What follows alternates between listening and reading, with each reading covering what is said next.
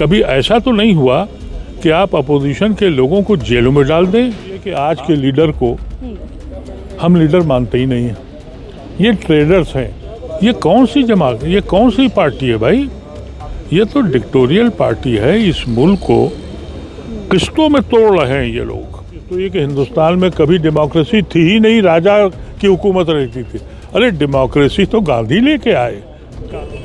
ये हिंदू मजहब ये नहीं सिखाता है कि आप किसी के मस्जिद के सामने जाके तलवार चलाएं और नवरात्रि मनाएं। क्या हिंदू मजहब ये सिखाता है कि आप जाके किसी का कत्ल कर दें और उसके बाद उसकी वीडियो वायरल करें? मोदी साहब से ज़्यादा मैंने कोई झूठा आदमी नहीं देखा इस मुल्क में।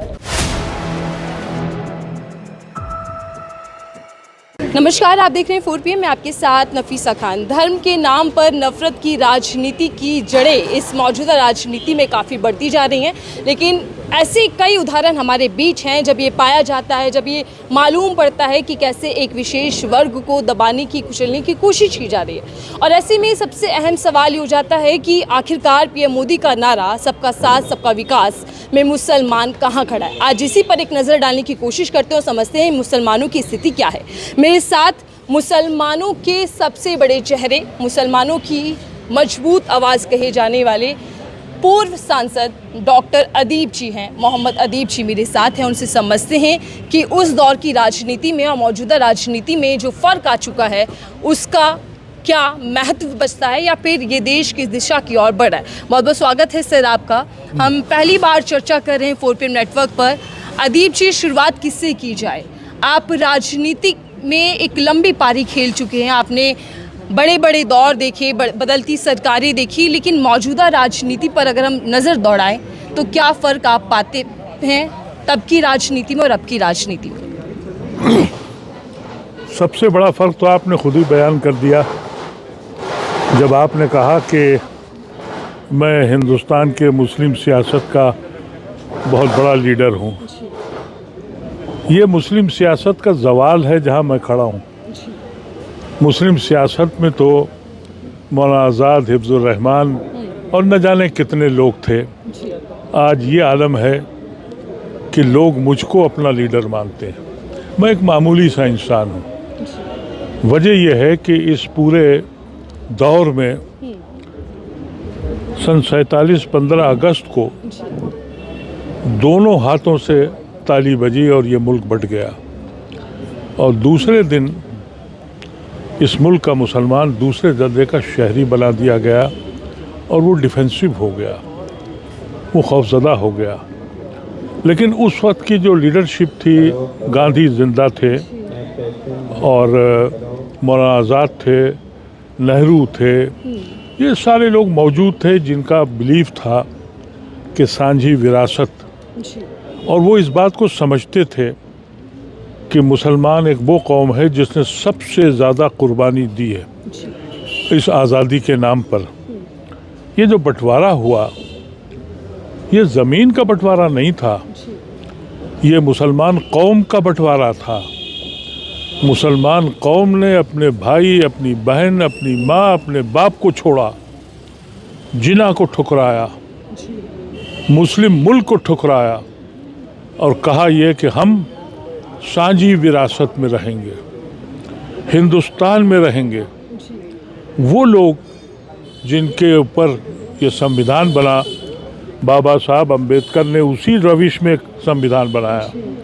तो उस वक्त ये लगा कि जो लोग हिंदुस्तान में रहे, अपने खून को जिन्होंने बांटा, वो ये समझे कि हम बराबर के हकदार हैं।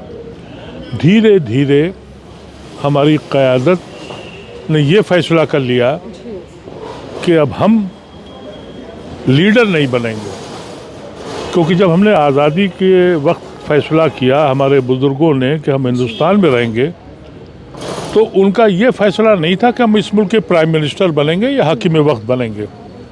उनका फैसला ये था कि हम अपने एक छोटे भाई की हैसियत से अपने बड़े भाई के पीछे चलेंगे। ये कभी नहीं सोचा था कि हम इस मुल्क में गुनहगार बन जाएंगे। जिनके दिलों में हम भाई की तरह रहते थे, आज उन्हीं गलियों में, उन्हीं बस्तियों में हम गुनहगार बन के रह गए। ऐसी माहौल पैदा हुआ, ख़ास तौर से 2014 में जब ये गुजराती बाबू आए, इन्होंने एक नारा दिया, सबका विकास सबका विश्वास क्या क्या है। उस वक़्त कांग्रेस की इनकम्बेंसी थी, इनका 2002 का बैकग्राउंड था वो नफ़रत वाला, उसके जो 25-30% लोग ज़हनियत के थे वो उसके सपोर्टर थे। कांग्रेस की इनकम्बेंसी की वजह से कुछ वोट कटा। कुछ नौजवानों को ये तवक्कात थे कि शायद सरकार बनेगी तो और हिंदुस्तान तरक्की करेगा, उससे ये हाकिम वक्त बन गए।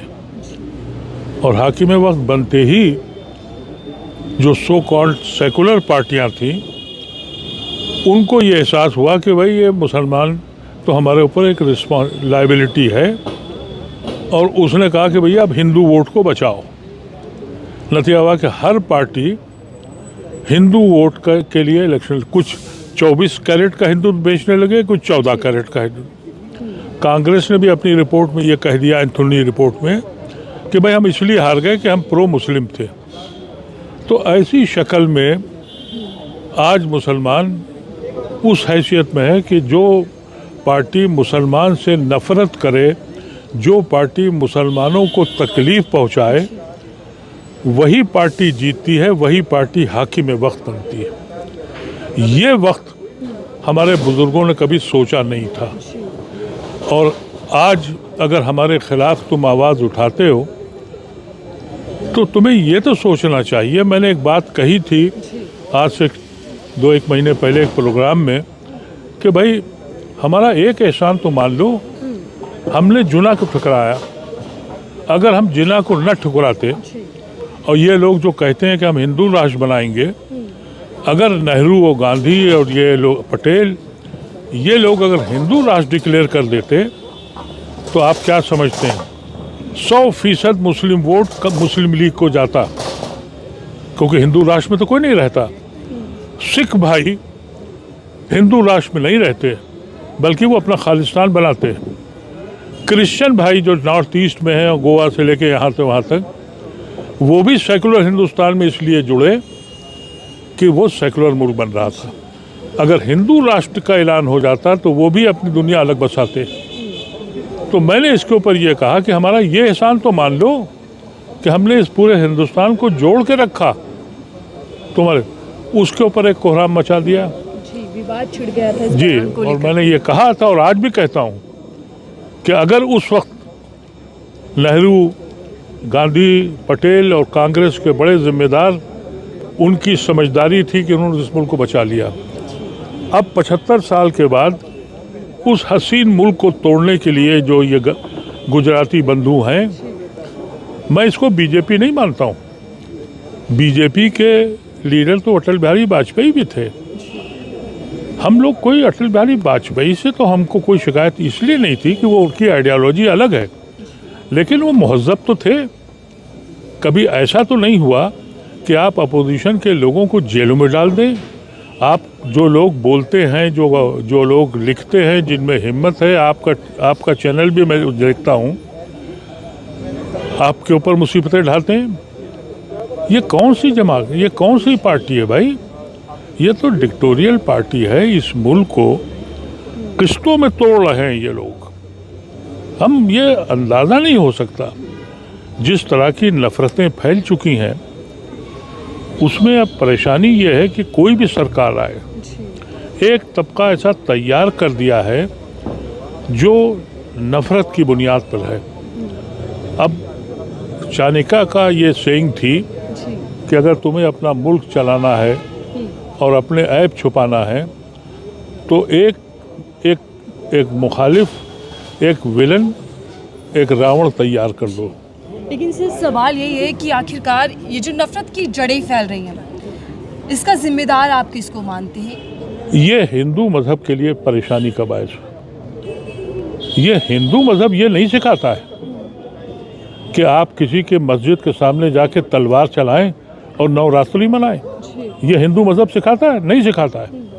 क्या हिंदू मज़हब ये सिखाता है कि आप जाके किसी का कत्ल कर दें और उसके बाद उसकी वीडियो वायरल करें।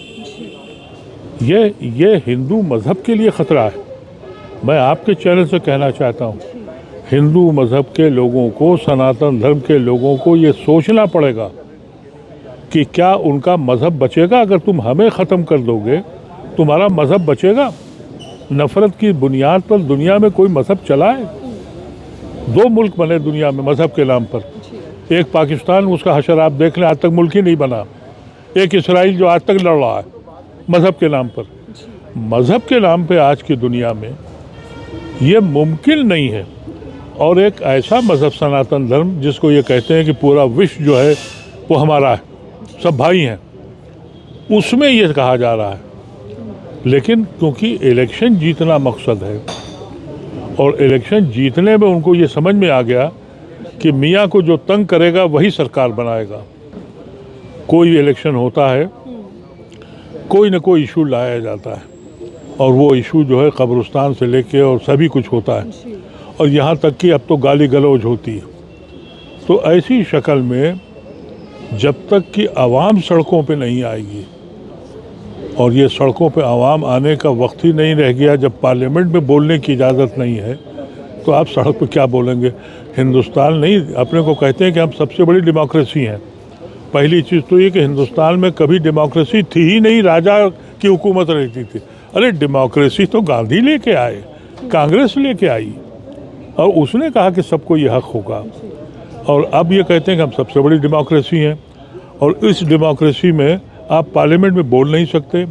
एक एक दिन के अंदर 100 MP बाहर बैठा दिए जाते हैं। अब स्पीकर और चेयरमैन बोलता है और मेंबर ऑफ पार्लियामेंट अगर बोलता है तो बाहर भेज देते हैं, फिर कहते हैं हम डेमोक्रेसी हैं। यह कतन डेमोक्रेसी नहीं है, डिक्टेटोरियल किस्सा है। कॉन्स्टिट्यूशन का मसला जो है, यह पॉलिटिकल पार्टीज नारे लगा रही हैं कि कॉन्स्टिट्यूशन बचाओ। अरे कॉन्स्टिट्यूशन बचा कहाँ हुआ है भाई? कॉन्स्टिट्यूशन जो सबसे बड़ा जो गुंबद है वो पार्लियामेंट है। उस गुंबद में, उस मस्जिद में, उस मंदिर में आपको बोलने की इजाज़त नहीं है, और वहाँ लीडर ऑफ अपोजिशन को बोलने नहीं दिया जाता। हम जब पार्लियामेंट में थे तो लीडर ऑफ अपोजिशन जब बोलता था तो पूरा हाउस चुप रहता था, और ऐसे ही इज्जत दी जाती थी जैसे लीडर ऑफ द गवर्नमेंट बोलती है। हालांकि उस दौर में भी हमने डिटोरेशन देखा। मनमोहन सिंह जी जब बोलने खड़े होते थे, इन आँखों गवाह हैं उसकी, उसके माइक छीन लिए, उसके कागज़ छीन लिए इन्हीं लोगों ने। और अब जब हुकूमत इनके हाथ में आ गई तो अपोजिशन को बोलने को मना कर दिया। फिर कहते हैं हम डेमोक्रेटिक कंट्री हैं। ये डेमोक्रेटिक कंट्री नहीं है। अब वो सिर्फ कागज़ पर है, वो रहेगा। लेकिन अगर असूली तौर पे पूछें तो ये मुसलमानों के लिए, दूसरी कम्युनिटीज़ जो माइनॉरिटी में हैं, दलितों के लिए, मार्जिनलाइज कम्युनिटी के लिए ये मुल्क बहुत ख़तरनाक मुल्क बन गया है। जो गरीब हैं बेचारे, जो मज़दूर हैं, जिनके पास नौकरियां नहीं हैं, उनको नफ़रत की अफीम पिला दी। वो रोज़ मज़हब के नाम पर इस मुल्क में जो कुछ कर रहे हैं, अफसोस जो है वो सबसे ज़्यादा यहाँ की अदलिया का है। यहाँ की जो अदालतें हैं उनको दिखाई नहीं पड़ रहा है। और वो अभी मैंने आज ही अखबार में पढ़ा कि इलाहाबाद हाई कोर्ट का जो जज है, जिसने वो बयान दिया है, वो कह रहा है मैं उस पर कायम हूँ, मैं उस पर कायम हूँ। तो आप क्या तवक्को करेंगे? और सिर्फ नफ़रत, और नफ़रत एक उनको रिजल्ट देती है। लेकिन अगर ये साबित हो जाए माइनॉरिटीज़ को, जिसके लिए हम कोशिश करते हैं, हमारी एक ऑर्गेनाइजेशन है Indian Muslim for civil rights. ये नॉन पॉलिटिकल ऑर्गेनाइजेशन है, नॉन रिलीजियस ऑर्गेनाइजेशन है। इसमें हमारा कहना ये है कि जो पढ़ा लिखा मुसलमान है, जो पढ़ा लिखा हिंदू है, जो मार्जिनलाइज हिंदू कम्युनिटी है, हम सड़क पे आना सीखें, हम जेलों को भरना सीखें। हमने अपनी जवानी में जेलों से हम डरते नहीं थे। हम अपने लीडरों के लिए दरियाँ बिछाते थे, माइक रिक्शे पे लाद के जाते थे और बोलते थे। अब इतना डरा दिया है। एक मूवमेंट हुआ था हिंदुस्तान में सबसे पहले मूवमेंट था वो शाहीन बाग का मूवमेंट हुआ था, वो ख़वातीन ने किया था। और उसके बाद जो सितम ढाया गया है, कोई आदमी बाहर आया, मोदी साहब से ज़्यादा मैंने कोई झूठा आदमी नहीं देखा इस मुल्क में। मतलब कोई शर्म ही नहीं रह गई है। कोई प्राइम मिनिस्टर वो अल्फाज इस्तेमाल कर सकता है जो ये बोलते हैं? अरे इस मुल्क में जब मनमोहन सिंह के साथ ये कर दिया, आज तक मनमोहन सिंह के लिए जगह तक नहीं की। अपने दुश्मन के साथ ये लोग नहीं करते। हम जिस दौर में सियासत में थे उस वक्त हमारा ये फ़र्ज था। मैं खुद अपनी इस दौर की बात बता रहा हूँ, जो पहला टर्म अरुण जेटली थे, लीडर ऑफ अपोजिशन थे, मेरे दोस्त थे, हाउस में झगड़ा होता था। मैंने अपने फेयरवेल में उनकी तकरीर में ये बात कही, पार्लियामेंट के अंदर जब मैं अपना आखिरी खुतबा दे रहा था। उस वक्त मैंने अरुण जेटली के लिए कहा कि ये बहुत लायक आदमी है, बेहतरीन पार्लियामेंटेरियन है, और मैं इसलिए इनकी इज्जत करता हूँ कि ये झूठ बहुत अच्छी तरह बोलते हैं और मुझे कभी कभी दिल चाहता है कि इनका यकीन कर लूँ। अरुण जेटली नाराज़ नहीं हुए। अरुण जेटली ने अपनी तकरीर में ये कहा जवाब में कि हमारी इनकी हमेशा की लड़ाई रही, लेकिन आज हम एक बेहतरीन पार्लियामेंटेरियन को खो रहे हैं। हमारी जिम्मेदारी है ऐसे लोगों को पार्लियामेंट में लाओ। ये थी हिंदुस्तान की सियासत। आज अगर आप बोल दें तो आपके ख़ानदान को जेलों में डाल देंगे। तो क्या मौजूदा सरकार आलोचनाओं से और खिलाफत से डरती है, इसीलिए भय का माहौल बनाया जा रहा है? बिल्कुल, घर का माहौल बनाया जा रहा है। और एक तबका जो एहसास कमतरी में है, यानी देखिए बहुत जुल्म किया है मोदी ने, हमारे ऊपर कम जुल्म किया है, अपनी कौम पे जुल्म किया है। एक तो अपनी कौम को इन्फीरियरिटी कॉम्प्लेक्स में डाल दिया है कि भाई अगर ये घर का नाम, मकान का नाम ये है, हटा दो इसको। अरे क्यों? लेकिन तख्ती लगा के रखी थी, ये हमारी धरोहर है, हमारी हिस्ट्री है। लेकिन ये तो जामा मस्जिद की मीनारों से भी जड़ रहे हैं, ये तो अकबर रोड से भी चल रहे हैं। अरे भाई तुम्हारी हिस्ट्री कहाँ लेके जाओगे? लेकिन अदीब जी, सवाल ये भी है कि जिस तरीके से बाबाओं का दौर बढ़ता जा रहा है, हम देख रहे हैं कि बाबा सनातन यात्रा निकाल रहे हैं, धर्म बचाने की बातें कर रहे हैं, और ऐसे में बाबा भड़काऊ बयान भी दे रहे हैं। एक बाबा है अभय सिंह जी, वो कह रहे हैं कि मुसलमानों से मुझे दिक्कत नहीं है, लेकिन इस्लाम धर्म से दिक्कत है, वो नफ़रत की बातें करता है। इसी के साथ बीजेपी के महाराष्ट्र के विधायक मंत्री भी हैं, वो ये कहते हैं कि ईवीएम की जो फुल फॉर्म है वो ये है कि ईवीएम मतलब एवरी वोट अगेंस्ट मुल्ला। तो इस तरीके के बयान जब सरकार के रहनुमा देंगे तो फिर क्या संकेत समझा जाए कि ये कोशिश है कि अब औपचारिक रूप से मुसलमानों को ख़त्म किया जाए या फिर उनको दबाया जाए? ये जिम्मेदारी आप जाहिर है कि हुकूमत के इमा पे ही कर रहे हैं वो, तो ये जिम्मेदारी तो यहाँ की अदलिया के ऊपर है, कोर्ट के ऊपर है।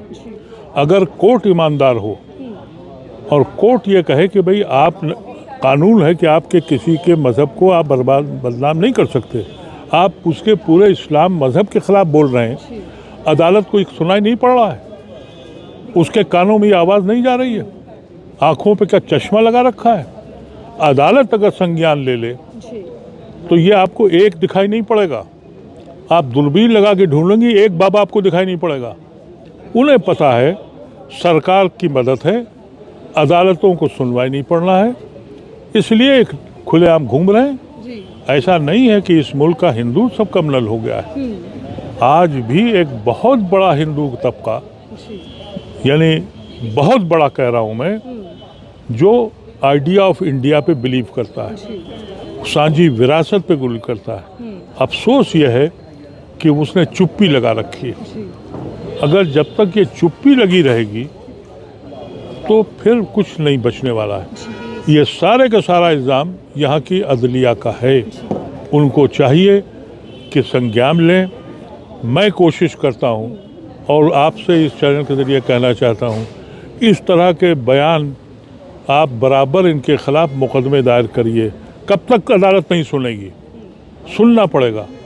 आप बताइए, योगी साहब अपने ही मुकदमे खुद माफ़ कर लिए उन्होंने, अदालत खामोश है। हमने भी एक पिटीशन डाला है, कोई आदमी अपना मुकदमा खुद ख़त्म कर सकता है? हमको कम से कम रोज़ योगी मोदी इस तरह के जो बयान देते हैं उसके ख़िलाफ़ मुकदमा दायर करना चाहिए, और अगर हम नहीं दायर करते हैं तो फिर हम हिस्सेदार हैं इस मुल्क की बर्बादी के। जहाँ तक जिस तरीके से खबरें सामने आ रही हैं, जो तस्वीरें आप और हम सब देख रहे हैं, क्या समझा जाए कि पीएम मोदी ने सांप्रदायिकता को ही राष्ट्रवाद समझ लिया है? पीएम मोदी जो हैं वो मार्केटिंग के आदमी हैं। एक आदमी जो कभी अपने को एफिडेविट देता है कि मैं 10वां पास हूँ, बाद में पता लगता है कि वो कोई मास्टर्स किए हुए हैं। एक एफिडेविट में कहता है कि मैं कुंवारा हूँ, बाद में पता लगता है कि वो एक बीवी को छोड़े बैठे हुए हैं। तो उस आदमी के बारे में आप क्या बोल सकते हैं आप? एक आदमी जिसको किसी चीज़ का अंदाज़ा ही नहीं है। लेकिन राष्ट्रवाद को सबसे बड़ा मुद्दा बीजेपी बनाती रही है। राष्ट्रवाद के नाम पर ही तो हिटलर ने पूरी दुनिया को बर्बाद कर दिया। क्या चीज़ है राष्ट्रवाद? राष्ट्रवाद यही है ना कि हम हैं, तुम नहीं हो। ये दुनिया देख चुकी है जो हिटलर ने किया था, और ये वो दिखा रहे हैं। कौन सा ऐसा मुसलमान है जो इस मुल्क में रह रहा है और इस मुल्क का मुखालिफ है? कौन सा ऐसा मुसलमान है? कोई मुस्लिम लीडर ऐसा बताइए जिसको मुसलमानों ने अपना लीडर माना हो। आप यूपी में डॉक्टर फरीदी मरहूम थे। आज़ाद हिंदुस्तान में यूपी का सबसे बड़ा लीडर पैदा हुआ मुसलमानों का। 2% वोट मुसलमान देते थे। आज एक हल्ला मचा हुआ है ओवैसी का, 1.5% वोट मुसलमान देता है उनको, और फिर हमको देशद्रोही कहते हो। इस मुल्क में आज़ादी के बाद मुसलमानों ने जिना को ही नहीं छोड़ा, नेहरू को अपना लीडर माना, इंदिरा गांधी को लीडर माना, वीपी सिंह को लीडर माना, मुलायम सिंह को लीडर माना, लालू को लीडर माना। किसी मुसलमान को लीडर बनाया? कोई ऐसा आदमी है? मैं इलेक्शन में खड़ा हुआ, मेरी ज़मानत खत्म हो गई। 40% मुसलमान थे, इसलिए कि उन्होंने कहा भाई हमें मुस्लिम लीडर नहीं चाहिए। वो ये नहीं समझ पाए कि मैं मुस्लिम लीडर नहीं बनना चाहता था, मैं सांझी बनना चाहता था, लेकिन मुसलमानों ने वोट नहीं दिया। तो आप फिर भी मुसलमान के बारे में, अरे भाई कोई ऐसी जगह बता दो कि हमने कोई लीडर क्रिएट किया हो। जब ये अफ़गानिस्तान में और इराक़ में ये खड़ा हुआ कि एक नया मज़हब शुरू हुआ, और वो उस मज़हब अब तो पता ही है कि वो तो यहूदियों ने, अमेरिकन ने शुरू किया था। हिंदुस्तान के हर लीडर ने, चाहे वो सोशल लीडर हो, चाहे रिलीजियस लीडर हो, चाहे पॉलिटिकल लीडर हो, सब ने एक आवाज़ हो के कहा इनसे हमारा ताल्लुक़ नहीं है, ये हमारे मुसलमान नहीं हैं। आज मैं मुतालबा करता हूँ अपने हिंदू भाइयों से, क्यों नहीं हिम्मत है तुम में कहो कि ये हिंदू लीडर नहीं है जो नफ़रत फैला रहे हैं। उनकी जिम्मेदारी बनती है वो कहें कि ये हम शर्मनाक है, ये हमारे मज़हब से इसका ताल्लुक़ नहीं है। जब तक कि वो ये नहीं बोलेंगे, जब तक कि ये मामला ठीक नहीं होगा। जी सर, मैं आखिरी सवाल आपसे कर रही हूँ। हम देख रहे हैं कि जगह के नाम बदले जा रहे हैं। यूपी के सीएम बटेंगे कटेंगे नारा देते हैं, 80 बनाम 20 की लड़ाई चुनावी बना देते हैं। पीएम मोदी नारा देते हैं कपड़ों से पहचान लीजिए, कब्रिस्तान को चुनावों में ले आते हैं। तो जब ऐसे नारे, ऐसे भाषण नेता लोग दे रहे हैं, तो फिर देश के अंदर मुसलमानों का भविष्य आप क्या देखते हैं? पहली चीज़ तो ये कि आज के लीडर को हम लीडर मानते ही नहीं हैं। ये ट्रेडर्स हैं, ये ट्रेडर्स हैं, इनकी कीमत लगती है। अब आप बताइए, समाजवादी कहने वाला नीतीश कुमार का योगी और मोदी से क्या ताल्लुक़? लेकिन ट्रेडर हैं इसलिए हिसाब किताब चल रहा है। नायडू शुरू से अपने को सोशलिस्ट कहते रहे। क्या चीज़ इनसे मिलती है? ट्रेडर्स हैं। अजीत पवार, जिन पर यह कहा गया कि करोड़ों खरबों खा गए, ट्रेडिंग के तौर पे अब वहाँ आ गए। इनको लीडर्स मत कहिए। अब कोई इंसान, पढ़ा लिखा इंसान इलेक्शन लड़ सकता है उसके पास करोड़ों रुपया? नहीं है। अब स्टूडेंट जहाँ से तैयार होता था जहन, वो स्टूडेंट बॉडीज़ तो सब बंद कर दी गई। अब लीडर कहाँ से आता है? या तो बिल्डर है या माफिया है। 10 करोड़, 5 करोड़, 25 करोड़ खर्च कर सकता है। एमएलए बनने के बाद ऐसे में मुसलमानों का भविष्य क्या है? मुसलमानों का मैं जो कहूँगा वो आप, क्योंकि वो लिंचिंग हो जाती है मैं नारों तो के जरिए। एक बात कई साल से कह रहा हूँ, मेरी बात कोई सुनता नहीं है, लेकिन एक वक्त आएगा कि मेरी बात पे लोगों को मानना पड़ेगा। जिस दिन ये मुसलमान फैसला कर ले कि हम इलेक्शन में हिस्सा नहीं लेंगे, उस दिन ये मुल्क ठीक हो जाएगा। इस मुल्क में रोजी रोटी पे लड़ाई नहीं हो रही है, इस मुल्क में हिंदू मुसलमान पे लड़ाई हो रही है। अरे हट जाओ एक इलेक्शन के लिए भाई, तब पता लगेगा। लोग पूछेंगे तुमने पिछले 5 साल में क्या किया, तुम आगे क्या करने जा रहे हो। पिछली अब तो ये है ना कि हमने अयोध्या बना दिया है, अब हम मथुरा जाएंगे, संभल जाएंगे और जो कोई जगह छोड़ेंगे नहीं, ईदगाह वहाँ अजमेर चले जाएंगे। अरे भाई हम हटे जाते हैं यार ये तुम क्या कर रहे हो, अपना राइट खो रहे हो। इस मुल्क को बचाना है। इलेक्शन जो है वो कोई मेला नहीं है, वो कोई जश्न नहीं है। इलेक्शन अपने मुस्तकबिल को बनाने का वो दिन है। जब उस दिन हमारे नाम पर हमारी मुखालिफत में वोट पड़ता है, हम भाई हट जाते हैं। फिर पूछेंगे कि भाई कौन कुर्मी है, कौन ठाकुर है, कौन यादव है, ये सब ख़त्म हो जाएगा और फिर मुद्दे पे लड़ाई होगी। हालांकि इस बात को आज की कौम नहीं मान रही है, लेकिन मेरे बाद ये सवाल उठेगा और जिस दिन ये फैसला मुसलमानों ने कर लिया, उस दिन ये मुल्क बच जाएगा। ठीक है, धन्यवाद सर हमें समय देने के लिए, हमसे चर्चा करने के लिए। इस पूरी चर्चा को लेकर आपकी राय क्या है, कमेंट बॉक्स में लिखिएगा। देखते रहिए 4 PM। मैं थी आपके साथ नफीसा खान।